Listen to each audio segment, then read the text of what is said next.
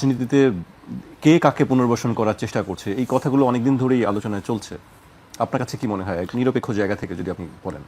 আপনাকে ধন্যবাদ, দর্শক শ্রোতাদেরকে ধন্যবাদ, সাথের আলোচকের শুভেচ্ছা।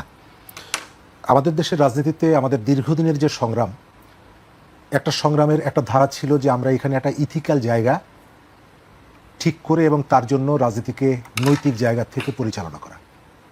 আবার তার বিপরীতে একটা অনৈতিক নীতিহীন রাজনীতি, সুযোগ সুবিধার রাজনীতি, ইস্যু বেস সুবিধা গ্রহণ, এই প্রবণতাটা আমাদের রাজনীতিতে ছিল এবং সেটা আছে। 24-এর গণঅভ্যুত্থান, তার পেছনে একটা ফিলোসফি ছিল।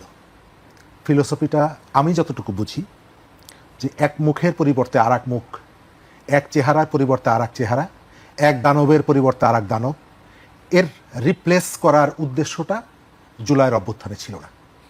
কতগুলো গুণগত পরিবর্তন হবে রাজনীতিতে, আমাদের এক্সপেকটেশন অনেক বড়, হয়তো সবটুকু আমরা পারবো না, কিন্তু আমরা চেষ্টা করব। আমি গত এক বছরে যেটা দেখি যে সেই চেষ্টার জায়গা থেকে, আন্তরিকতার জায়গা থেকে আমরা অনেক দূর পেছনে চলে গেছি। তার মানে এই না যে 15 বছরের লড়াইটা এটা অযৌক্তিক ছিল। 15 বছরের লড়াইটা যৌক্তিক ছিল এবং সেই যৌক্তিকতার জায়গা থেকে বিজয় অর্জিত হয়েছে, কিন্তু সেই বিজয়টা ডাইভার্ট হয়ে গেছে। গত এক বছর ধরে অঞ্চি সার্টিফিকেট বিতরণ হচ্ছে, কে ফ্যাসিবাদের দোসর, কে ফ্যাসিবাদের দোসর না, বিভিন্ন অ্যাঙ্গেল থেকে, জায়গা থেকে সার্টিফিকেট দেওয়া হচ্ছে। এবং আপনার সাথে যদি আমার কোনো ধরনের দ্বিমত থাকে, আপনার বাড়িটা আমার পছন্দ হলো, আপনার ক্ষেতটা আমার পছন্দ হলো, আপনার গোয়ালের গরুটা পছন্দ হলো, আপনাকে আমি একটা ট্যাগ দিয়ে দিলাম ফ্যাসিবাদের দোসর, এবং তারপরে গরুটা আমি আর মালিক হয়ে গেলাম। শহরে এই প্রবণতাটা চলছে। প্রসঙ্গটি বলেছেন, আমি জামাতের ক্রিটিক করি তাদের ফিলোসফিকে নিয়ে, এবং সেই ফিলোসফিকে তারা এস্টাবলিশ করার জন্য যে ধরনের অনৈতিক জায়গায়, ঢাকায় এক ধরনের পলিসি, কুষ্টিয়াতে আর এক ধরনের পলিসি, চট্টগ্রামে এক ধরনের পলিসি, ময়মনসিংহে আর এক ধরনের পলিসি। একটা পলিটিক্যাল পার্টির এই ধরনের সময়ের পরিবর্তনের সঙ্গে সঙ্গে জানুয়ারি মাসে এক ধরনের পলিসি, ফেব্রুয়ারি মাসে এক ধরনের পলিসি। আপনি বললেন পিআর না হলে ষড়ঋতুর দেশ, তো এই জায়গায় এই যে সুবিধাবাদের যে রাজনীতি, আপনি সকালে বললেন পিআর না হলে আমি সনদে সই করব না, পরের দিন আবার আপনি সনদে গিয়ে সই করলেন, আবার তারপরের দিন বলছেন প্রয়োজনে আমি সেখান থেকে বেরিয়ে আসব। তো এই যে বহুরূপী আপনার ভূমিকা, এই ভূমিকার কারণে নানা সময়ে, হ্যাঁ আপনি, আপনার অনেক শক্তি আছে, আপনার সব থেকে বড় শক্তিটা হচ্ছে অর্থনৈতিক শক্তি। এই কারণটা কি, দোদুল্যমানতা, এই অবস্থাটা? এটা দোদুল্যমান, এটা হচ্ছে সুবিধাবাদিতা। আপনার যখন যেখানে সুবিধা, সেই সুবিধাটা গ্রহণ করার জন্য, অ্যাচিভ করার জন্য আপনি যা যা প্রয়োজনীয় সেটি করছেন।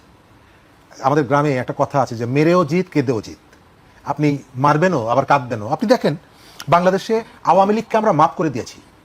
গণঅভ্যুত্থানের পরে প্রথম এই বক্তব্যটা এসেছে জামাত ইসলামের আমিরের মুখ থেকে। গত বছরের অক্টোবর মাসে তেজগাঁতে জামাতের একটা অনুষ্ঠানে তিনি প্রথম এই কথাটি বলেছেন, আওয়ামী লীগকে আমরা মাফ করে দিয়েছি।